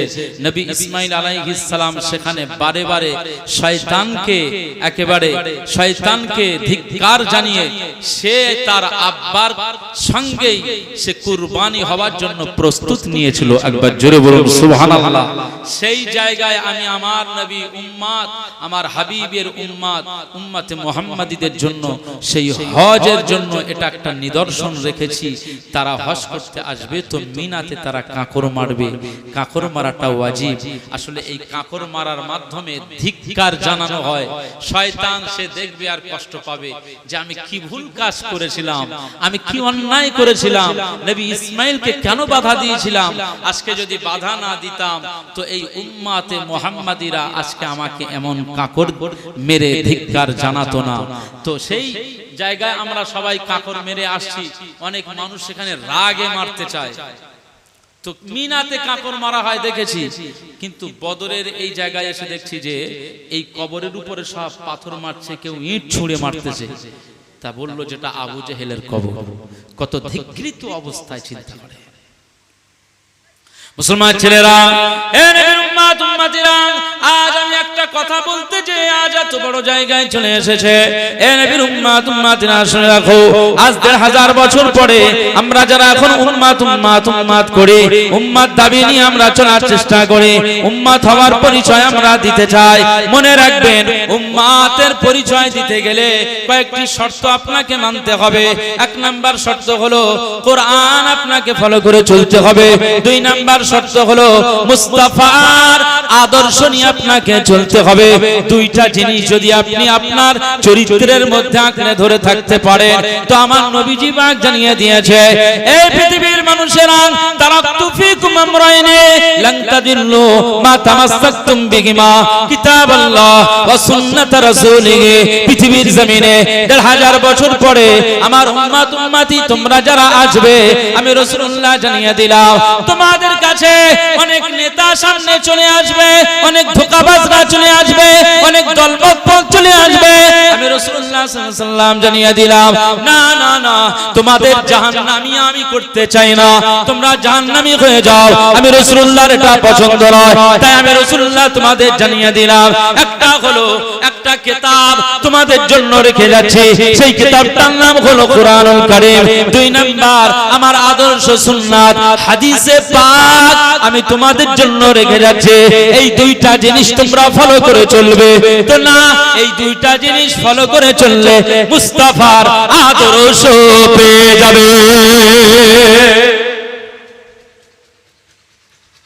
রাসূলুল্লাহর আদর্শ পেয়ে যাবে, হুজুরে পাকের আদর্শ পাবে। এই আদর্শ অনুযায়ী যদি চলতে পারো, জীবনে তোমরা পথভ্রষ্ট হবে না, গোমরাই হবে না। দাজ্জাল এই জমিনের উপরে আসবে না, আসবে না? এই পদ্মপুকুরে আসবে না নারায়ণপুর থেকে ঘুরে চলে যাবে? দাজ্জাল নারায়ণপুর থেকে ঘুরে চলে যাবে না এই পদ্মপুকুরে আসবে? আমার ভাই, আপনার বাড়িটা কোথায়? এখানে ওই ভাইটা ওই যে ভাইটা আপনার এখানে বাড়ি, এই বালাটা আপনি কবে থেকে পড়ছেন? রাগ করবেন না, সবার সামনে আমি বলছি, মানে রাগের ব্যাপার নয়। এই বালাটা খুলে ফেলবেন। রাসূলুল্লাহর আদর্শের মাহফিলে এসেছেন, আপনি দামি ঘড়ি পড়েন, এতে স্টাইলেরও কাজ হবে, সময় দেখারও কাজ হবে। খবরদার বালা পড়বেন না। আর ছেলেরা যারা আছেন আপনাদের বলছি, কানে মাকড়ি পড়বেন না। আর সুন্নাতটা জলাঞ্জলি আমাদের দ্বারাই হচ্ছে। বিধর্মীরা সুযোগ পাচ্ছে, অন্যরা সুযোগ পেয়ে যাচ্ছে, মুস্তাফার সামনে তারা গালি দিচ্ছে। নিজের চরিত্রের মধ্যে মুসলমানিত্বের যে পরিচয়টা আমরা এখনো তৈরি করতে পারলাম না। মুসলমান ছেলেরা, হে নবীর উম্মত উম্মতিরা, খুব খেয়াল করে শুনুন। আমার আল্লাহ পাক বলেছেন, আমার হাবিবকে আমি মর্যাদা দিলাম, আমার হাবিবের উপরে সবকিছু ছেড়ে দিলাম। আমার হাবিব যেটা বলে সেটা পালন করো, আমার হাবিব যেটা তোমাদের নিষেধ করে সেটা বর্জন করো। আমার হাবিব সম্পর্কে আমি আল্লাহ কোরআনুল কারিমে আয়াত নাযিল করে দিলাম। 28 পারাতে আমার আল্লাহ এই আয়াতটা নাযিল করলেন, মা আতাকুমুর রাসূলু ফাখুযুহু ওয়া মা নাহাকুম আনহু ফান্তাহু। আমার আল্লাহ পাক বলেছেন, পৃথিবীতে আমার হাবিব আপনাদের যেটা বলে আপনারা সেটা গ্রহণ করুন, আমার হাবিব মুস্তাফা যেটা আপনাদের নিষেধ করে সেটা আপনারা বর্জন করুন। আল্লাহ পাক বলেন, মুস্তাফার কথা মোতাবেক যে কাজটা তোমরা করবে সেটা যদি মুস্তাফার কথার সাথে মিলে যায়, আর আমার মুস্তাফার যেটা নিষেধ তোমাদের সেই নিষেধাজ্ঞা বাণীটা যদি বর্জন করো, মুস্তাফার নিষেধাজ্ঞা বাণীর সাথে যদি তোমার কাজটা মিলে যায়, আমি আল্লাহ পাক জানিয়ে দিলাম, হে বান্দা বান্দিরা, আমার বান্দা হতে চাও, আমার গোলাম হতে চাও, আমার চাকর হতে চাও, আমার বান্দা হতে চাও, আমার গোলাম হতে চাও, আমার চাকর হতে চাও, আমার আব্দ হতে চাও, আমি আল্লাহ পাক জানিয়ে দিলাম, আমার মুস্তাফার কথা মোতাবেক জিন্দেগি পরিচালনা করলে আমি আল্লাহ পাক জানিয়ে দিলাম, আপনাকে আমি আল্লাহ বান্দা বলে কবুল করে নেব। জোরে বলতে পারলেন না? রাসূলুল্লাহ সাল্লাল্লাহু আলাইহি ওয়াসাল্লাম হুজুর পাক আমাদের যেটা বলেছেন আমরা যদি সেইভাবে চলি তো আল্লাহ বলছেন আপনাকে আমি বান্দা বলে কবুল করে নেব। রাসূল যেটা নিষেধ করেছেন সেইভাবে যদি আপনারা নিষেধ বাণীগুলো শোনেন, আমি আল্লাহ পাক বলছি আপনাকে বান্দা হিসাবে কবুল করে নেব। রাসূলুল্লাহর আদেশ হয়েছে না হয়নি? ইন্তেকালের আগে রাসূলুল্লাহ তখন পা হেঁচড়ে ওই মসজিদে নববী শরীফে আসতেন। যে জায়গাটা রওজা, যে জায়গাটা রাসূলুল্লাহর রওজা মানে কবর মুবারক, বুঝতে পারছেন? বুঝতে পারছেন আপনারা? ওই কবর মুবারকটা যে জায়গায়, ওইটাই কিন্তু আম্মাজান আয়েশা হুজুরের বাড়ি ছিল। একবার জোরে বলুন সুবহানাল্লাহ। আজকে আমি আব্দুল মুনাইম এই যে স্টেজে ওয়াজ করতে করতে, মিম্বারে এখানে ওয়াজ করতে করতে, ধরুন সাপোজ আমার এই মুহূর্তে ইন্তেকাল হয়ে গেছে, তবে ওয়াজ নসিহত আল্লাহ আল্লাহ রাসূলের বাণী বলতে বলতে, কোরআন তেলাওয়াত করতে করতে, জিকির করতে করতে, কালেমার জিকির করতে করতে আল্লাহ যেন আমাদের মউত দান করেন, বলুন আল্লাহুম্মা আমিন। এরকম ওয়াজ করতে করতে বহু আলেম ওলামারা ইন্তেকাল হয়েছে। মসজিদের নামাজের ইমামতি করতে করতে বহু ইমামরা ইন্তেকাল হয়ে গিয়েছে। এই মরণটা হচ্ছে ভালো একটা মরণ, ভালো মউত। একবার ছুড়ে বলুন সুবহানাল্লাহ। এরকম মউত আল্লাহ দান করেন। তো আমি যদি এখন মউত বরণ করি, আপনারা আমাকে কি এই পদ্মপুকুরি রেখে দেবেন, না আমার কন্টাক্ট নাম্বার বা আমার সাথীরা যারা আছেন এনাদের সাথে একটু আলোচনা করে নিয়ে আমার বাড়ি খবর দিয়ে, সংবাদ দিয়ে, আমার এখান থেকে একটা গাড়িতে করে তুলে আমার লাশটা আমার গ্রামে পাঠাবেন? কোনটা করবেন? আমার লাশটা আমার গ্রামে পাঠিয়ে দেবেন না? আমার বাড়ির মানুষরা আমার লাশটাকে নিয়ে গোসল দিয়ে, আমার ছেলেরা মেয়েরা সব কাঁদবে, বিবিরা কাঁদবে, সব কাঁদবে, আমার লাশটাকে গোসল দিয়ে আমার লাশটা জানাজা হয়ে আমাদের এলাকার, আমাদের নিজস্ব যে কবরস্থান, সেই কবরস্থানে আমাকে দাফন করবে। আর যদি আমার সেখানে কবরস্থান না থাকে তো খাস কবরস্থান, যেখানে সবার লাওয়ারিস কবরস্থান যারে বলে, সেই জায়গায় সবাই যেমন দাফন হয় সেখানে দাফন হবে। কথা বোঝাতে পারছি? আপনারা যারা এখানে বসে রয়েছেন, ধরুন কারো এখানে ইন্তেকাল হলো, তো এখান থেকে আপনাকে উঠিয়ে নিয়ে বাড়ি নিয়ে যাবে, তো বাড়ি নিয়ে গিয়ে আপনাকে গোসল দিয়ে এই পদ্মপুকুর আপনার যেখানে কবরস্থান, আপনার জানাজা হয়ে সেই কবরস্থানে দাফন হবে। এটা আমাদের জন্য, এটা সাধারণদের জন্য,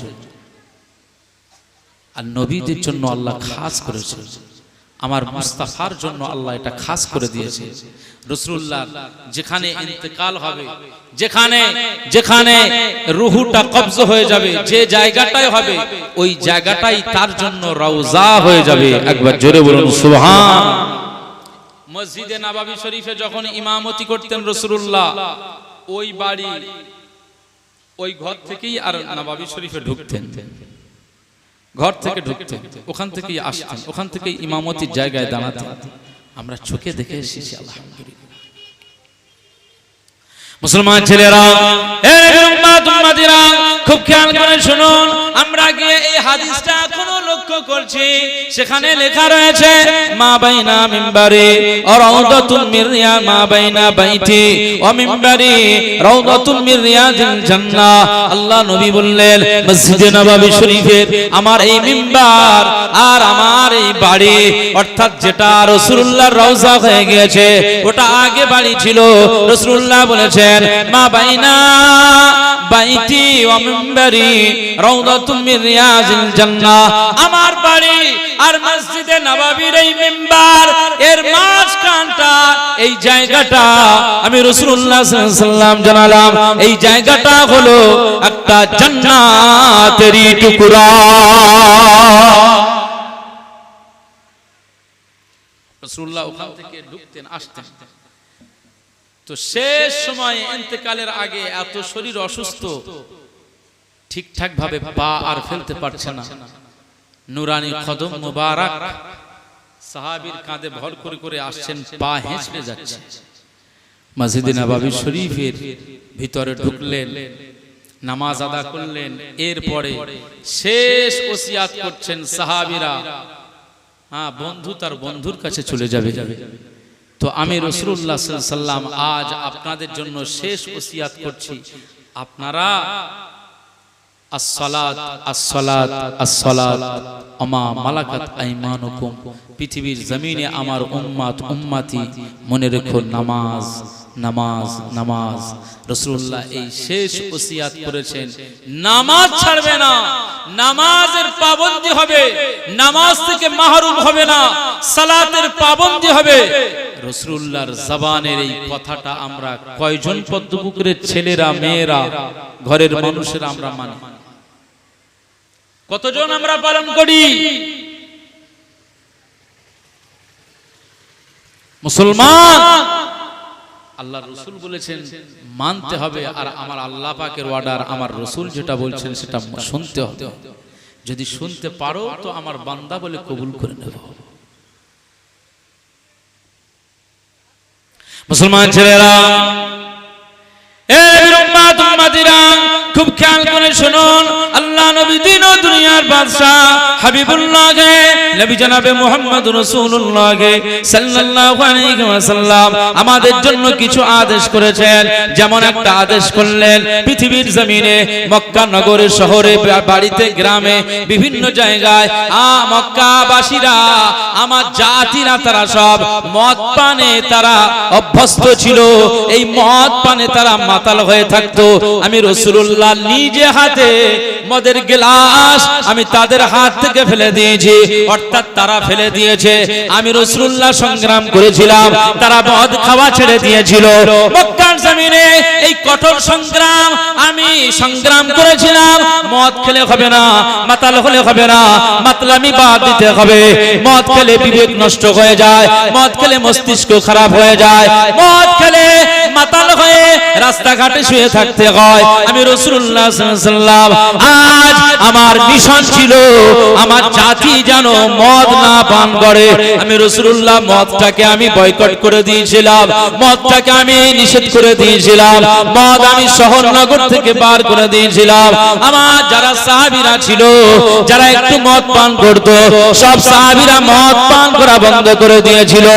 এ নবীর উম্মত উম্মতিরা, আল্লাহ নবী পাক জবানে জানিয়ে দিয়েছে, আমার এই আদেশটা হলো এই ১৫০০ বছর পরের এই পদ্মপুকুরের উম্মত উম্মতিরা, আজ তোমরা যারা সাধারণ দুনিয়ার নেতার মিছিল মিটিং এ যাও, বিভিন্ন জায়গায় ভোটের সময় আসলে আনন্দ ফুর্তি করো, বিভিন্ন জায়গায় মিটিং মিছিল হলে বিভিন্ন জায়গায় তোমরা গোল টেবিল করে মদের আসর বসাও, মদে চুমুক লাগাও, এমনকি তোমরা একসঙ্গে ফ্রেন্ডশিপ করার জন্য, বন্ধুত্ব আরো গড় করার জন্য টাকা পয়সা খরচ করে কলকাতার বিভিন্ন নাইট ক্লাবে চলে যাও, কলকাতার বিভিন্ন রেস্টুরেন্টে চলে যাও, সেখান থেকে তোমরা মদ পান করে চলে আসো। আমি রাসূলুল্লাহ সাল্লাল্লাহু আলাইহি ওয়াসাল্লাম বললাম, এটা তোমাদের আদেশ দিলাম। ১৫০০ বছর আগে আমার জামানায় কোন মানুষ যেমন মদ খাবে না, ঠিক ১৫০০ বছর পরেও আমার কোন উম্মতিও যেন মদ পান না করে। যদি বলেন না সুবহানাল্লাহ। এটা আমার একটা নিষেধ বাণী, আমি আদেশ করছি, এটা তোমরা পালন করো। মুসলমান ছেলেরা, এর উম্মত উম্মতিরা, কোরআনের ভাষায় ইয়াসআলুনাকা আনিল খামরি ওয়াল মাইসির, আমার আল্লাহ পাক বলছেন, এ আমার হাবিব, এ আমার মুস্তাফা, মক্কার জনগণেরা আপনার কাছে মদ সম্পর্কে জিজ্ঞাসা করে, আপনার কাছে মদের বিষয়ে তারা জিজ্ঞাসা করে, মদের ভালো দিক, মদের খারাপ দিক, মদের মন্দ দিক, মদের ভালো দিক, এই বিষয়ে তারা জিজ্ঞাসা করে। ইয়াসআলুনাকা আনিল খামরি ওয়াল মাইসির, তারা এর সাথে জুয়ার বিষয়টাও জিজ্ঞাসা করে, মদের সাথে জুয়া খেলার বিষয়টাও তারা জিজ্ঞাসা করে। এ আমার হাবিব, আপনি তাদেরকে বলে দেন, আপনি তাদেরকে শুনিয়ে দেন। ইয়াসআলুনাকা আনিল খামরি ওয়াল মাইসির কুল ফীহিমা ইসমুন কাবীরু ওয়া মানাফিউ লিন-নাস, আমি আল্লাহ পাক জানিয়ে দিলাম, আপনি জগৎবাসীকে লক্ষ্য করে বলুন, মনুষ্য জাতিকে লক্ষ্য করে বলুন, তাদেরকে জানিয়ে দিন, ওয়া মানাফিউ লিন-নাস, এটা মানুষের জন্য কিছুটা উপকার হলেও আমি আল্লাহ পাক জানিয়ে দিলাম, ওয়া ইসমুহুমা আকবার, এর ভিতরে খারাপ দিকটা বড় বেশি রয়েছে।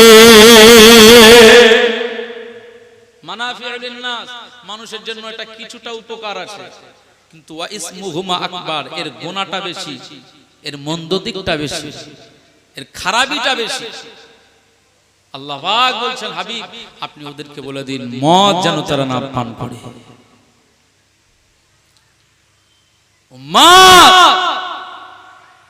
মদের গ্লাস এখন আমার মুখ থেকে যায় না। বহু ছেলেরা এখন আপনার বিয়ে শাদীর মাহফিল গুলো হয়, বিয়ে শাদীর অনুষ্ঠানের আগের রাত্রে সব বন্ধুরা এক জায়গায় জড়ো হয়, হ্যাঁ আনন্দ ফুর্তির নামে অনেক জায়গায় এরকম ডিজে গান চালিয়ে দেয়, সেই বাড়ির ভিতরে গান চলতেছে।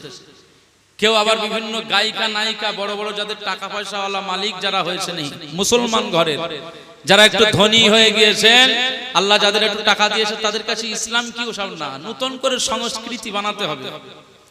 বিয়ের আগের রাত্রে বাড়ি এরকম স্টেজ করে বিভিন্ন সব অর্কেস্ট্রা টিম ঢুকিয়ে নিয়ে আসে, আনন্দ ফুর্তি চলতেছে, মদ চলছে, জুয়া চলছে।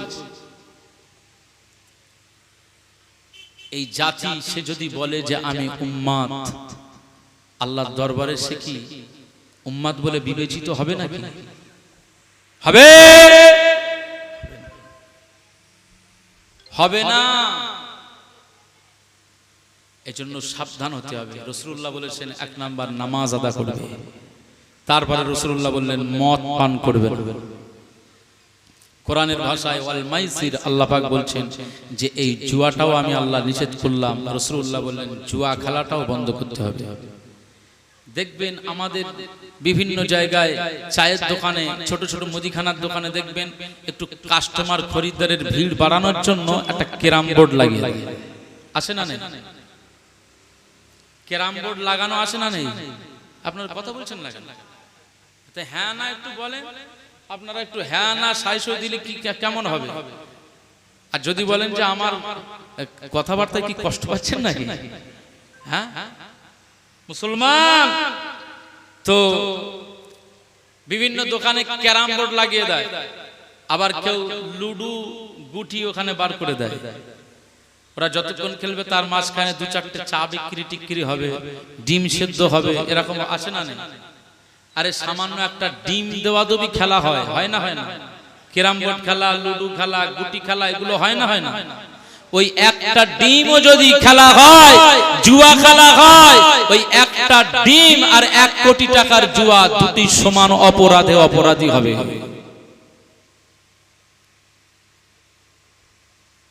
গ্রামের সব মনে করতেছে যে বিশাল একটা কিছু করে ফেলছে। হ্যাঁ, নবীজি রয়েছে, কবরে যাব, আমার নবীজি আমার নেতা আছে, সোজা সাপটা বলে দেবে, আল্লাহ এই যে আব্দুল মুনাইম চলে এসছে, একটু ব্যবস্থা করে দাও, হয়ে যাবে সব জান্নাত নাকি? সহজ নয়। হযরত আবু হুরায়রা রাদিয়াল্লাহু আনহু হুজুরদের জীবনী এরকম পেটে পাথর, খাওয়া নেই, পাথর আমি পড়ছি, আবু হুরায়রা হুজুর পেটে পাথর বেঁধেছেন শুধু ক্ষুধার জ্বালা নিবারণের জন্য, কিন্তু রাসূলুল্লাহর পিছু ছাড়েনি। রাসূলুল্লাহ যেখানে যান আবু হুরায়রা সেখানে যান, রাসূলুল্লাহ যেখানে যাচ্ছেন হযরত আবু হুরায়রা সেখানে যান। রাসূলুল্লাহ বলছেন যে কি ব্যাপার আবু হুরায়রা, তুমি আমাকে ছাড়া চলো না? আবু হুরায়রা বলছেন, আপনি কোন কথা জবান থেকে বলছেন ওটাই আমি রেকর্ড করার জন্য, আমার মেমোরিতে আমি রেকর্ড করার জন্য আবু হুরায়রা মুস্তাফার দামান ধরে চলছে। বলুন সুবহানাল্লাহ। আমরা কোথায়?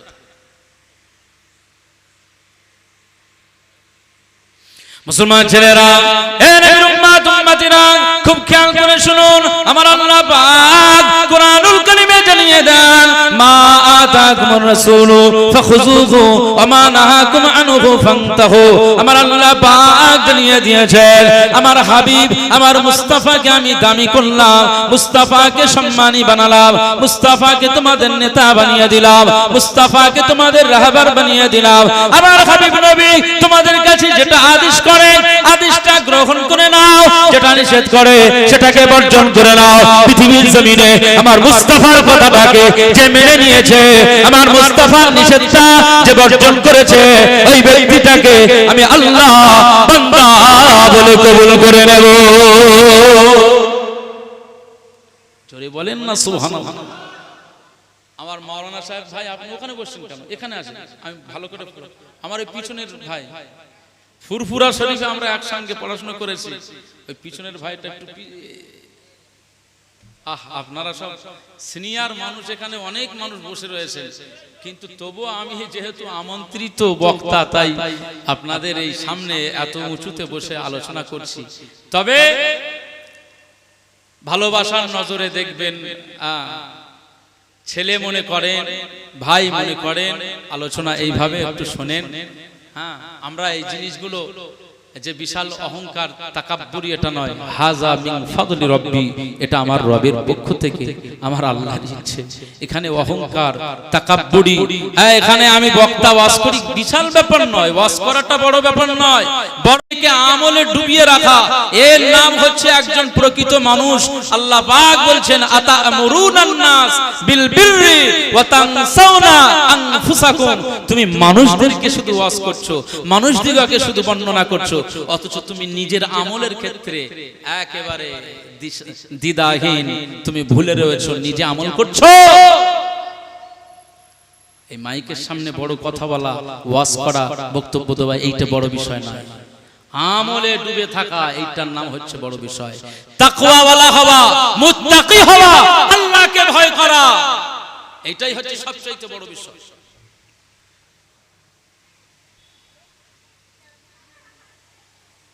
বহু বাড়িতে কুকুর পোষে, তো সেই রাস্তা দিয়ে গেলে কুকুর এত ঘেউ ঘেউ করে, বহু মানুষ রাতের বেলা জানে যে ওখানে সাবধান, কুকুরের কামড় ভয়, কুকুরের ডাকাডাকি সাবধান, এটা একটা ভয়। এটা কি ভয় না? ভয় না। আর রাতের বেলায় যারা নিজের গুনাহ মাফের জন্য গুনাহ হয়ে গিয়েছে, আমি আখিরাতে আল্লাহর সামনে কিভাবে দাঁড়াবো, আমার আল্লাহ পাকের দরবারে আমি কিভাবে দাঁড়াবো, এই যে ভয়টা করে, এর নাম হচ্ছে তাকওয়া। আল্লাহ পাক বলছেন অলিবাসুত তাকওয়া যালিকা খায়র। পৃথিবীর মধ্যে লেবাস তো ওই লেবাস, পোশাক তো ওই পোশাক, যার ভিতরে তাকওয়ার লেবাস রয়েছে, যালিকা খায়র, এটাই হচ্ছে উত্তম লেবাস। একবার জোরে বলুন সুবহানাল্লাহ। আমাদেরকে সেইভাবে চলতে হবে। একটু মোহাব্বতের সঙ্গে দরুদ শরীফ আল্লাহুম্মা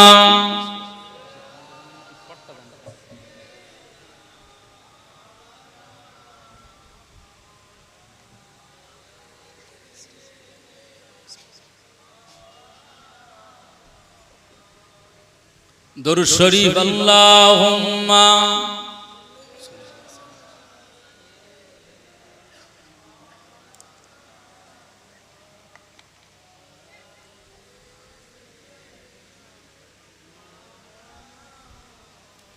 আমি যে এই ড্রিঙ্ক করলাম, এই পানিটা যেহেতু বসা অবস্থায় করলাম, বহু ছেলেরা আছেন, বহু মেয়েরা আছেন দাঁড়িয়ে ঢক ঢক করে খেয়ে নেয়, খায় না খায় না।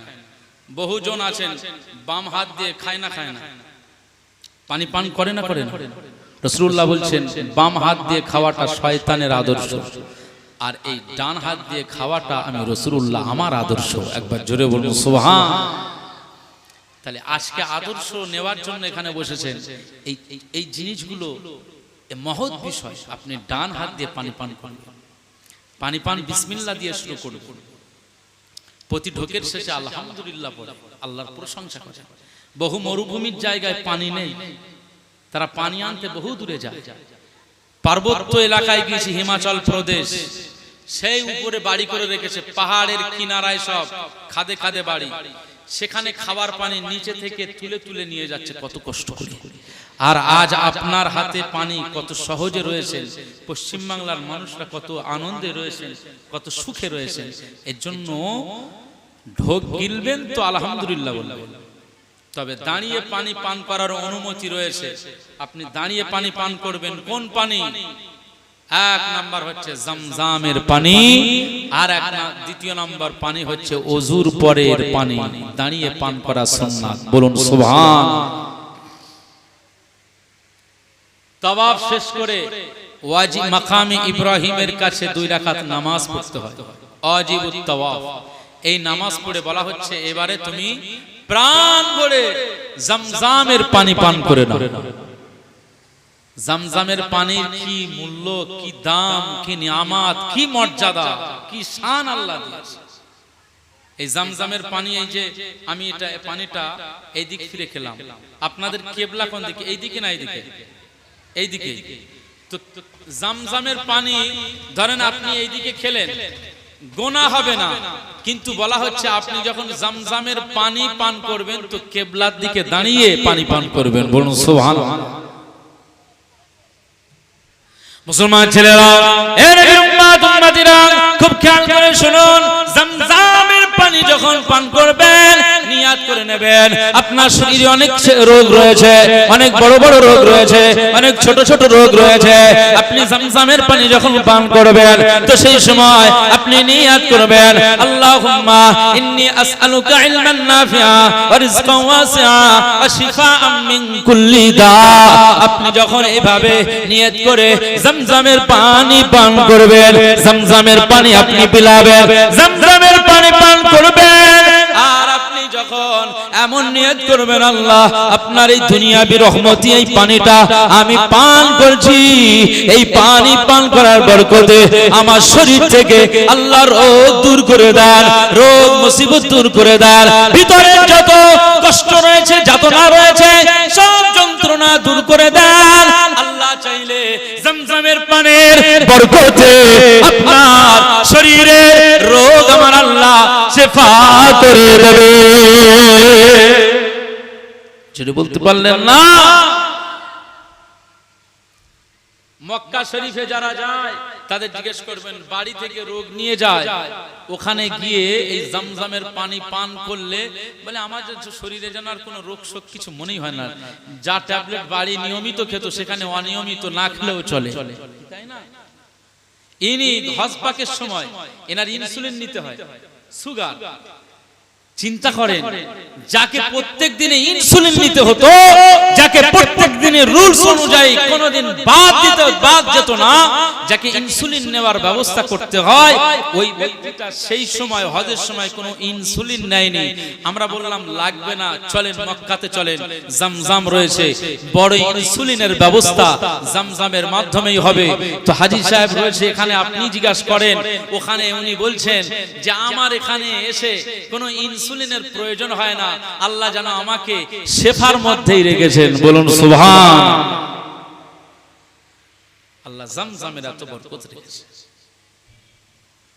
তো রাসূলুল্লাহর আদর্শ মোতাবেক আমাদের জীবন যাপন করতে হবে, মুস্তাফার আদর্শ নিয়ে আমাদের চলতে হবে। দরুদ শরীফ আল্লাহুম্মা সাল্লি আলা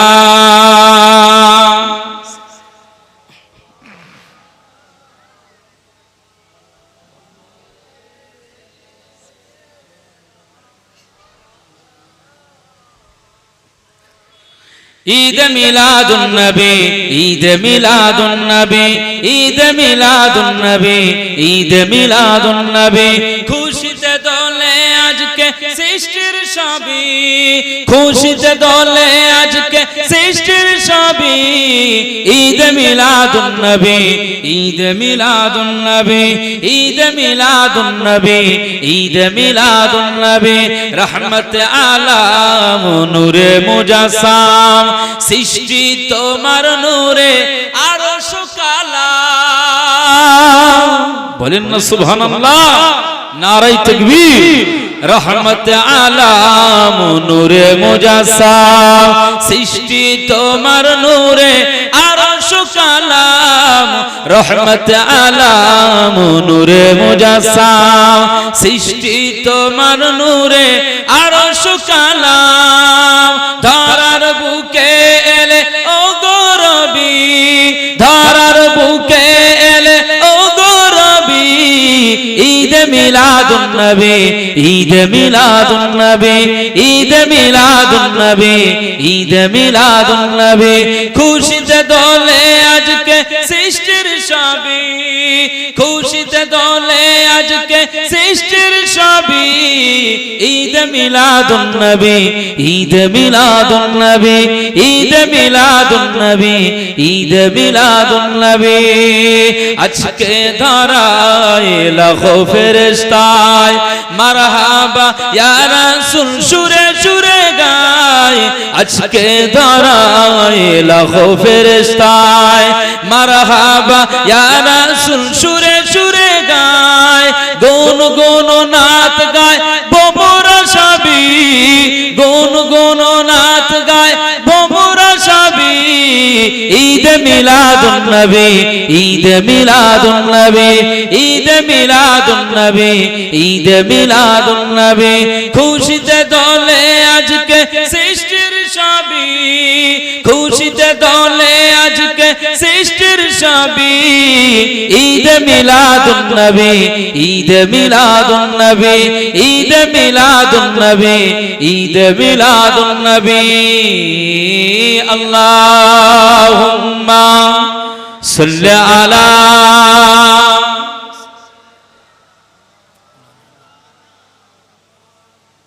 ওয়া আলা আলি সাইয়্যিদিনা।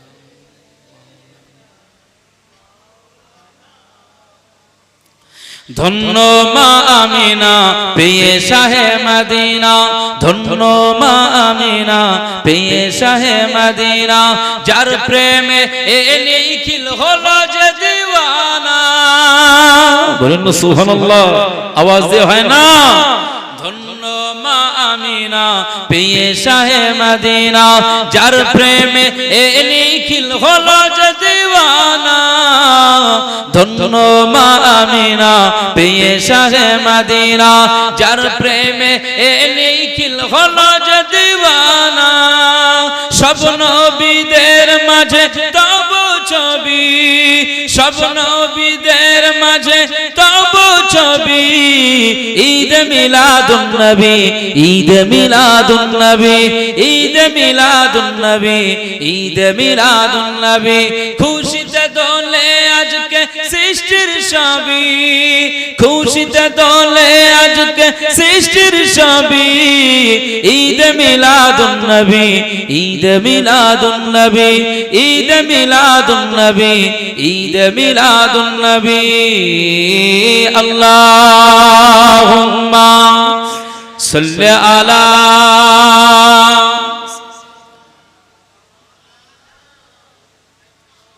ওয়ালা আলি সাইয়্যিদিনা।